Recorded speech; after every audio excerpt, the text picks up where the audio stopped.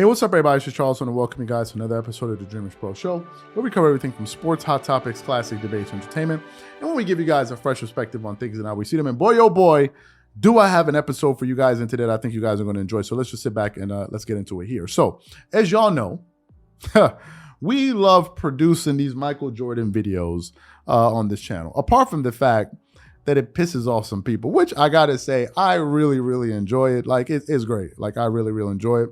Going through the comments, sometimes I jump in and I get into the debates and we start arguing, going back and forth. I think it's great for sports as long as it's done in a respectful way. And I think 99% of the people that consume our content are quite respectful to each other. So I think it's great. And that's what sports is all about, debating and having a good conversation and having fun. That's what it's all about.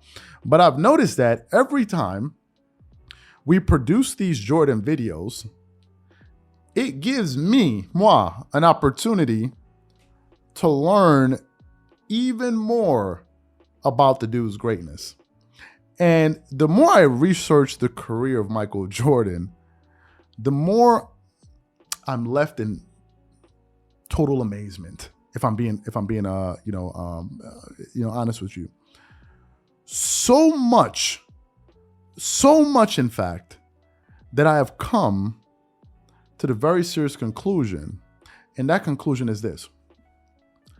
I actually believe that for all of the praise and all of the adulation that Michael Jordan gets from the sports world and NBA fans, I truly believe that Michael Jordan is actually underrated. For as crazy as that sounds, I truly believe that if you sit back and you delve even deeper into the precincts of this guy's career and at different stages of his career and the different things he was able to accomplish, I think you quickly begin to realize that, listen, this dude was actually in a classroom all by himself. When you sit back and really start to comb through the stats that led to his various accomplishments, not just looking at his accomplishments, like 6-time finals MVP, you hear those accomplishments, you're like, that's great. But when you sit back and look at the journey he took and what he accomplished along the way to reach those various goals, it's mind-numbingly great. Like, I was doing some research and I stumbled upon an article via sportsrush.com this morning, and I was doing some research. And the article was highlighting the 1993 NBA Finals, where Michael Jordan played against the Phoenix Suns, which featured Charles Barkley and all of these guys. Y'all remember that for the audience that's a little bit older. And unfortunately, I was too young to even remember it or see it because I was born in '87. So those 1993 NBA Finals, I was 6 years old. I wasn't watching basketball that young. And if I did, I don't remember anything, right? So for the people that are older than me, they actually have a much better vantage point of this. And I remember a number of years ago, before we even got into sports, I was with my cousin. I was talking to him, Sharif, and he's older than me. I think he's older than me by 12 years. And, I'm a Kobe fan. And I said to myself, man, Kobe is great. Like, Kobe, blah, blah, blah, blah, blah. And he said to me, he was like, Jordan was better. And I was like, how can somebody be better than Kobe Bryant? Like, how?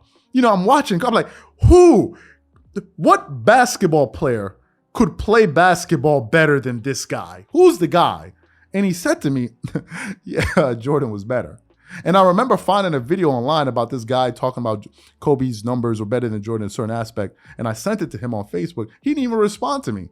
And I was like, what is up with that? This dude didn't even respond to me, right? So after reading that article, I went back to do some research about that 1993 NBA Finals, where Michael Jordan faced Charles Barkley and the Phoenix Suns, who won 62 games that season. It was a 60-plus win team that season, and they were no slouch of a team, right?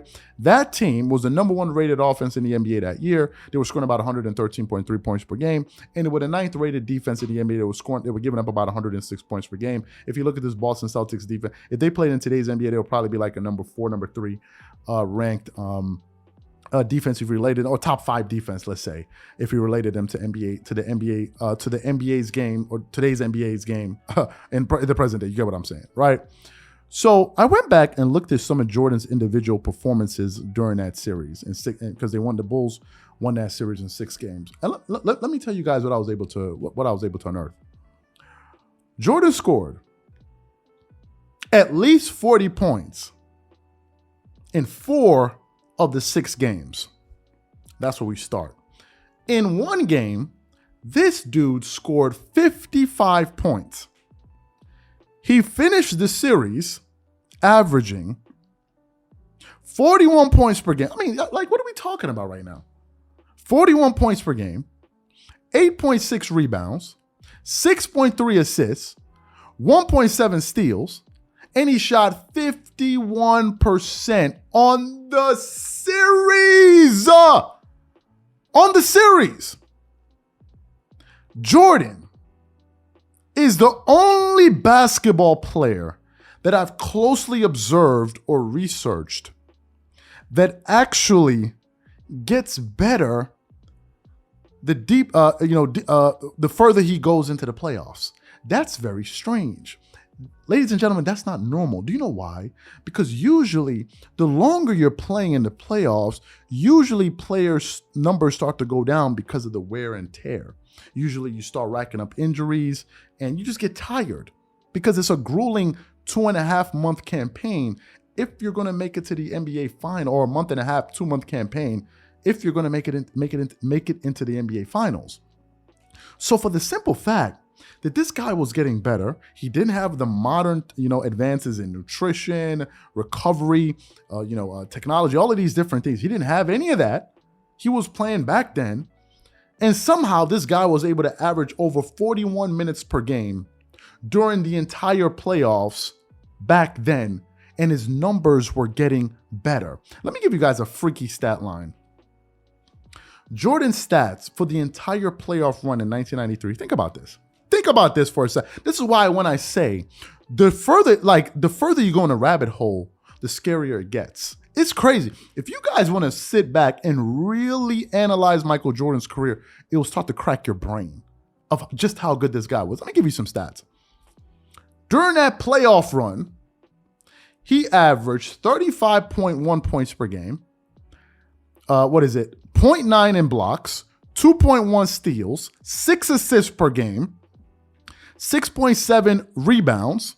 He shot 85% from the field, 39% from the 3, and 45.7% from the floor. Now, here's the kicker.